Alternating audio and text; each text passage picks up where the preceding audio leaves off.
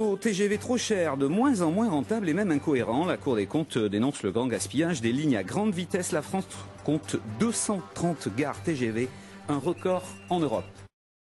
La Cour des comptes a rendu cette semaine un rapport qui montre que les LGV, les lignes à grande vitesse en France, ne sont pas vraiment rentables.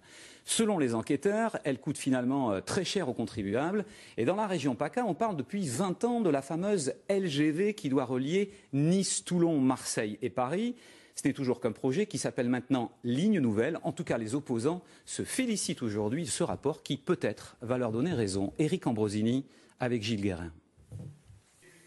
C'était en septembre 2011, lors d'une réunion publique. Face aux représentants de Réseau Ferré de France, le porte-parole des anti-LGV évoquait la sous-estimation des coûts, la surestimation de la fréquentation. 3 ans plus tard, ces mêmes associations ne sont guère surprises par le contenu du rapport de la Cour des comptes. Ce que dénonce ce rapport, on le savait déjà, il n'y a rien de caché.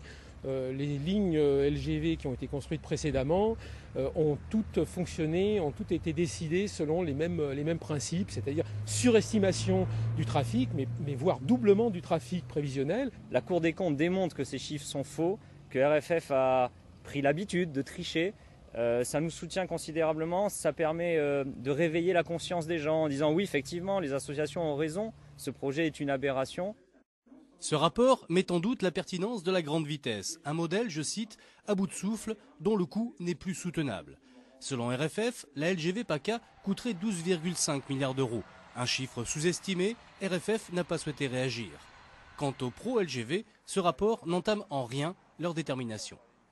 Ça ne nous inquiète pas plus parce que quand on voit la nécessité d'avoir cette ligne nouvelle entre Marseille et Ventimille, Ventimille ou Nice, bon, je veux dire, bon, on peut pas discuter là-dessus. Alors après, c'est un problème d'argent.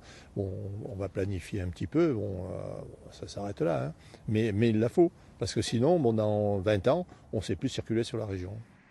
Le financement pourrait s'appuyer sur un partenariat public-privé. Les études, elles, se poursuivent et la facture monte. 246 millions d'euros à ce jour, selon les opposants.